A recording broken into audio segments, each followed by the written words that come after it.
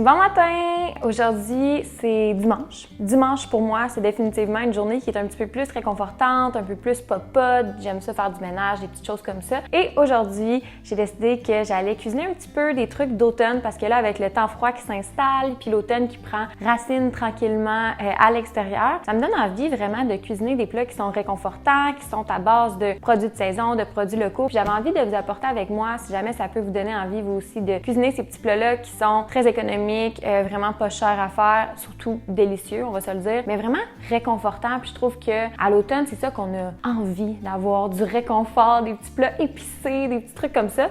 Fait que assez discuté, je commence tout de suite avec la première recette.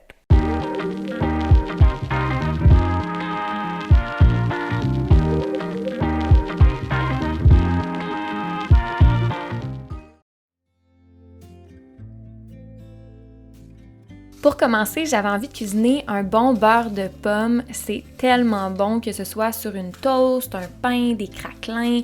C'est vraiment une petite recette passe-partout qu'on peut déguster de mille et une façons. Je trouve que c'est le temps parfait de l'année pour cuisiner les pommes parce que, premièrement, elles sont vraiment pas chères à l'épicerie ou encore on peut aller en cueillir et l'autocueillette, c'est beaucoup plus économique. Puis c'est aussi un fruit qu'on peut utiliser dans de nombreuses recettes, de nombreux desserts. On peut vraiment la décliner de multiples façons puis c'est toujours aussi bon. Ce que j'aime de la recette que je fais aujourd'hui, c'est qu'il y a très peu d'étapes. En fait, une fois que les pommes sont coupées, il reste plus grand chose à faire à part la cuisson. Sincèrement, moi j'aime toujours quand les recettes sont le plus simples possible. Si on voudrait optimiser l'utilisation qu'on fait des pommes, on pourrait garder les cœurs de pommes puis la pelure pour faire une gelée de pommes par la suite. De mon côté, je ne l'ai pas fait parce que j'avais plusieurs recettes à cuisiner, mais ça peut être une belle alternative là, si vous voulez vraiment utiliser les pommes au complet. Donc, une fois que j'avais coupé les pommes, j'ai mis ça avec les épices et les autres ingrédients dans un chaudron pour une vingtaine de minutes. D'ailleurs, je vais vous mettre la recette en description pour que vous puissiez aller la consulter si jamais vous avez envie de cuisiner le tout. Mais je vous dis qu'une fois qu'on a fait ça, il reste simplement la cuisson puis on a presque déjà tout terminé. Quelque chose que j'aime beaucoup des recettes d'automne épicées, c'est que c'est vraiment enveloppant comme odeur quand on cuisine la cannelle, les clous de girofle, l'anis étoilé. C'est vraiment des parfums qui sont réconfortants puis qui vont venir parfumer tout l'appartement en entier. Donc ça ajoute vraiment une belle dimension réconfortante à mon appartement dans ce temps-là.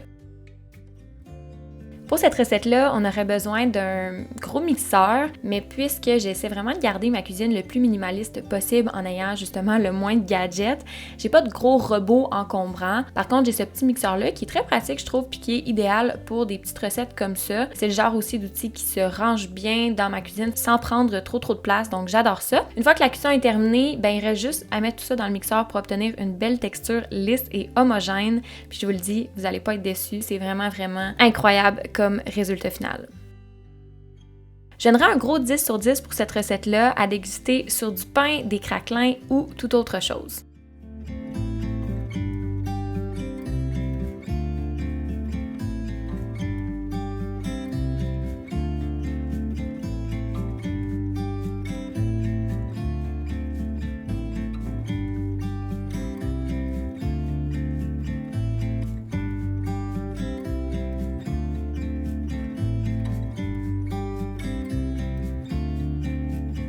Qui dit temps froid dit potage. Un autre plat que j'adore faire lorsqu'il y a le temps froid justement se pointe le bout du nez, c'est de préparer des bons petits potages. C'est vraiment un plat par excellence, je trouve, pour passer tous nos légumes qui sont un petit peu plus mous, ceux qui vont traîner dans nos armoires, dans notre frigo, qu'on a juste pas passé dans d'autres recettes. Pour aujourd'hui, ce que je fais, c'est carottes, courges butternut et oignons. Quand je fais des potages, là, je vous dirais que je suis pas vraiment de recette. Je vais vraiment avec ce que j'ai sous la main, puis j'ajuste la texture au fur et à mesure. En fait, là, à la fin, quand c'est le temps de mixer le tout, si je vois que c'est pas assez liquide, je vais tout simplement rajouter du liquide.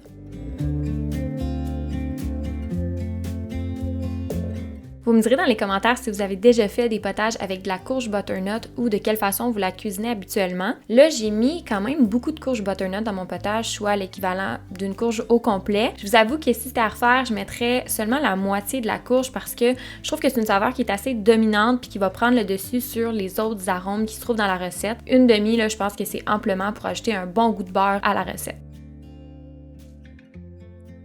Petit truc pour enlever la peau, ce que je fais, c'est que je la fais cuire au préalable dans le four, puis comme ça, c'est beaucoup plus facile par la suite d'enlever la peau parce que sinon, ça va prendre extrêmement longtemps. Ce que j'aime vraiment des potages, c'est qu'une fois qu'on a coupé tous nos légumes, on a juste à mettre ça en fait dans un gros chaudron, à faire bouillir le tout, puis à laisser cuire ça, à laisser mijoter, et ensuite on a juste besoin de mixer tout ça ensemble et c'est prêt. Donc c'est extrêmement facile, puis c'est une bonne façon de manger plein de légumes.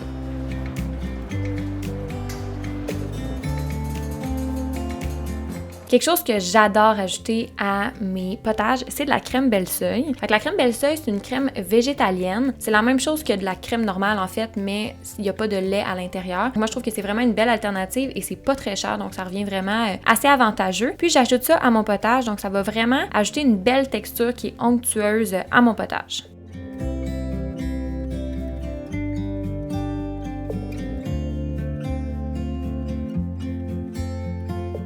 Quand je fais des grosses portions comme ça d'un plat, que ce soit du potage ou autre chose, j'aime ça en congeler une partie parce que, premièrement, ça me fait des plats pour plus tard, mais aussi, je trouve qu'on se tanne moins de cette façon-là, tu sais, que de manger l'entièreté du potage en une semaine, surtout quand on est seul. Puis, ce que j'aime bien faire, c'est garder mes pots de yogourt parce que je trouve que c'est le genre de contenant qui est hyper pratique pour la congélation.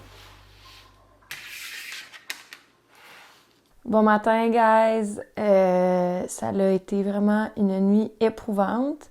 On est une autre journée aujourd'hui, puis je me mets dans mon miroir pour vous show off mon outfit. Les pants de ma mom quand elle était jeune, avec une laine que j'ai trouvée en friperie il y a quelques années, mais que je mets honnêtement tout le temps et que j'adore. Fait que mais ouais, c'est ça. Ça a été une nuit assez éprouvante. La nuit passée, j'ai pas dormi de 2h à 5h du matin parce que c'était le début de mes règles. Puis honnêtement, c'est fou parce que la première journée de mes règles, ça me fait tellement mal. Comme j'ai tout essayé, là, ce qu'il y avait sur le marché, là, tous les produits naturels, tout ça, les pilules, whatever. Comme il y a rien qui est assez fort pour faire en sorte que je ressens pas la douleur la première journée. C'est pas mal la première journée qui est pire, là, après ça va mieux. Mais bref, tout ça pour dire que je suis comme pas là pour me plaindre, là, c'est juste que, c'est ça, je suis comme un peu fatiguée ce matin, puis ça m'a donné l'idée de me faire un sirop à la citrouille épicée pour mon café. Habituellement, j'achète les litres de sirop à café qui sont déjà faits à la citrouille épicée ou whatever pour mettre dans mon café. Mais là, je me suis dit que ça serait une bonne idée de tester moi-même une recette, surtout que j'ai trouvé une recette qui est végétalienne puis qui nécessite pas beaucoup d'ingrédients. Fait que je me suis dit, let's give it a try. Ça serait une bonne façon peut-être de remplacer ce produit-là commercial en fait que j'achète par un produit fait maison qui est beaucoup plus simple. Puis,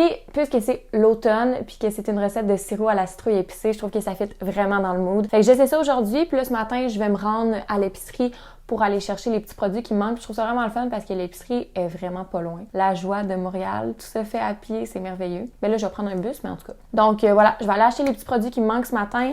Puis après ça, je commence mon petit sirop et j'espère de tout cœur que ça va être délicieux.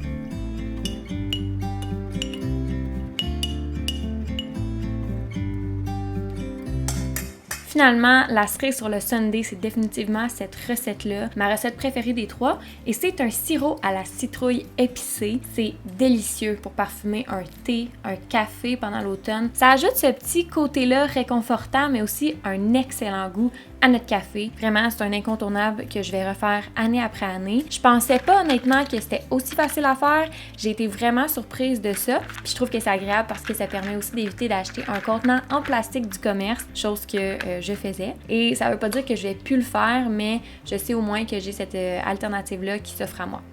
Pour la recette, puisqu'on a besoin d'une petite quantité de purée à la citrouille, ça serait vraiment dommage de gaspiller le reste de la canne. Donc ce que j'aime faire, c'est congeler dans un bac à glaçons le reste de la canne. Tu sais, dans chaque petit glaçon, c'est à peu près une cuillère à soupe. Donc après, je sais que si j'en ai besoin de 2 ou 3 pour une recette, ben je peux simplement prendre 2 ou 3 glaçons. Puis je garde ça dans mon congélateur pour faire éventuellement des muffins ou toute autre recette. Et d'ailleurs, dans le bac à glaçons, on peut congeler une multitude de choses, même le sirop à la citrouille par la suite. C'est vraiment un petit truc qui est anti-gaspi et bien chouette.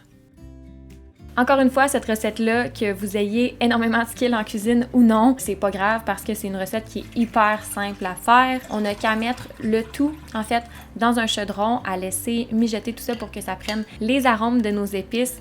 Et ensuite, on ajoute un petit peu plus tard la citrouille épicée. Donc encore une fois, je vais vous mettre la recette dans la barre d'infos, mais ça prend vraiment pas la tête à Papineau pour faire cette recette-là.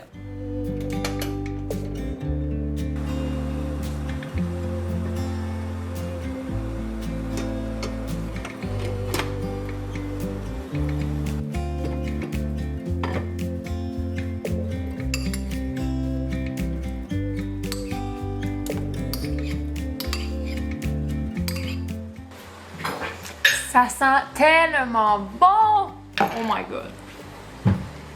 Le résultat final est vraiment pas décevant. Je vous le dis, si vous faites la recette, là, c'est un gros coup de cœur de mon côté. Donc, ça nous donne un sirop qui est assez liquide, mais qui est très goûteux. Vraiment, là, c'est délicieux. On pourrait décider par la suite de laisser les bâtons de cannelle et autres épices dans notre récipient pour que le liquide prenne encore plus le goût. Si jamais vous aimez pas trop ça quand c'est trop épicé, là, je vous conseille peut-être de les enlever, mais moi, je les ai gardés, puis c'est fou la différence que ça fait, là, par la suite. Ça devient vraiment de plus en plus épicé. Ça nous donne quand même une bonne quantité aussi, donc à peu près 2 pots de cette grosseur-là, puis ça se conserve quelques jours au frigo. Moi, ce que j'ai fait, c'est que j'ai gardé un pot comme ça dans mon frigo, puis j'ai congelé le reste dans mon bac à glaçons.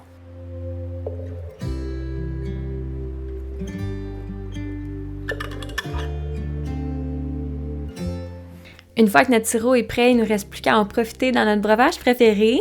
De mon côté, c'est un café décaféiné avec du lait d'avoine, puis bien sûr mon petit sirop à la citrouille épicée. Je trouve que c'est une belle façon de déguster un breuvage qui est digne des petits cafés de quartier, mais pour une fraction du prix. J'espère que vous avez aimé cette vidéo-ci. Si c'est le cas, n'hésitez pas à me le dire dans les commentaires. Ça me fait vraiment toujours plaisir de lire chacun de vos commentaires, à mettre un petit pouce bleu ou encore à vous abonner si ce n'est pas déjà fait. Puis on se retrouve la semaine prochaine dans une autre vidéo. Bye tout le monde!